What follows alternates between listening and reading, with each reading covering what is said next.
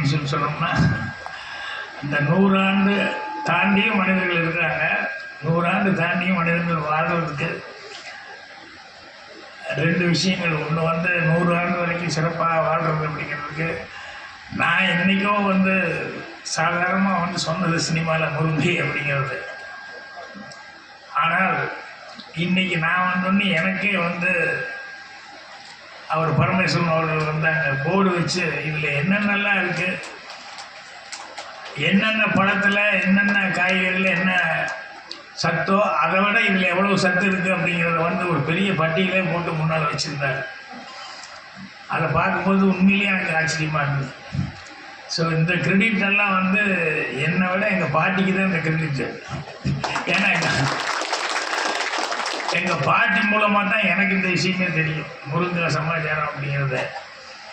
So அது எனக்கு எப்போது சின்ன வயசுலேயே தெரிஞ்சிட்டா கூட சினிமாவில் அதற்கு உண்டான கரெக்டான சூழ்நிலை வரும்போது தான் அதை யூஸ் பண்ணணும் அப்படின்னு சொல்லி மனசில் நினச்சிட்டு இருந்தேன்.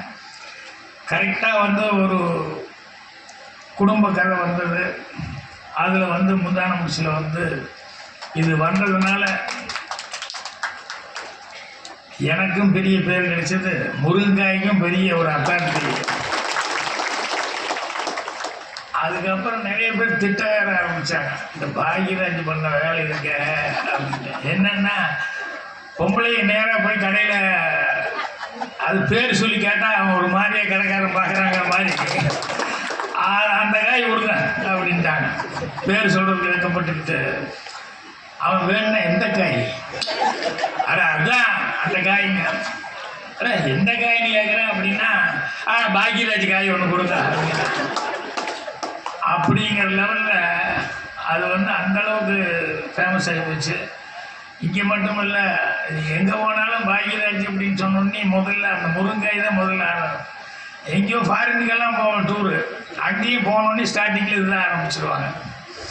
இது பரவாயில்ல, எங்கேயாவது மீட்டிங்கெல்லாம் பேச போவோம். சில நேரங்களில் கார் விட்டு இறங்கிறதுக்குள்ளே நிறைய பெண்கள் ஒரு முருங்காய் ஒரு பெரிய கட்டாக கட்டியிருந்தாங்க, உங்களுக்காக பிரியமாக எப்போ வரைக்கும் கொடுக்கணும்னு வச்சுட்டு இருந்தேன் அப்படின்பாங்க.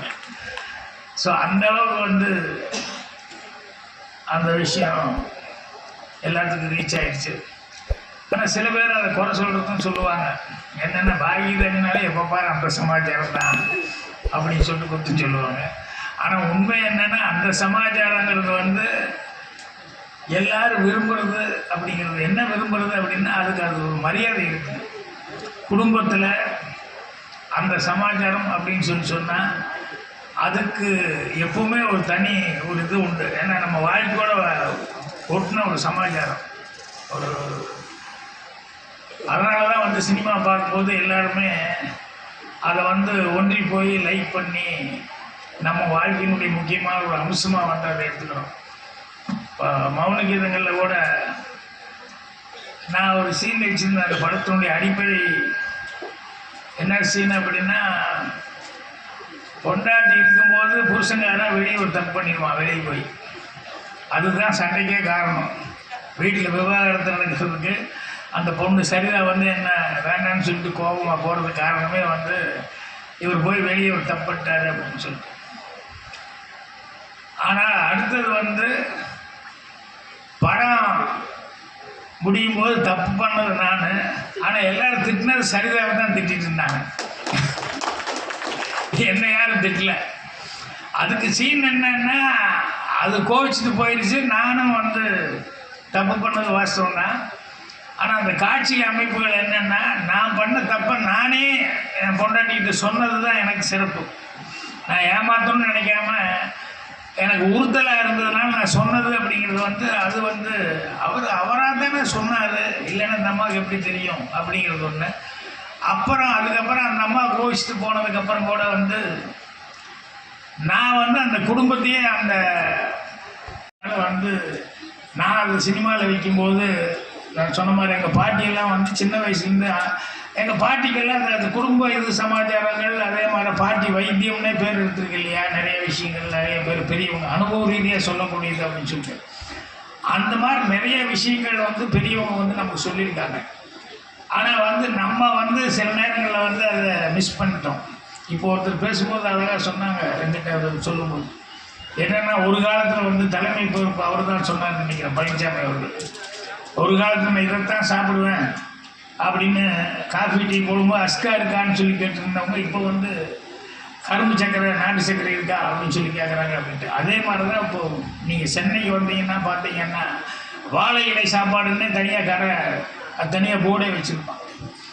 அந்த மாதிரி ஹோட்டலுக்கு நிறைய பேர் விருப்பத்தோடு போயிட்டுருக்காங்க. அதே மாதிரி வந்து இப்போ வந்து கம்மஞ்சோறு, இந்த சோறு, ராகி சோறு, இந்த சோறுன்னு எல்லாமே அந்த கிராமத்தில் எது வந்து இது பண்ணிட்டுருந்தோமோ அதை வந்து எல்லாருமே லைக் பண்ணி இது பண்ணிட்டுருக்காங்க.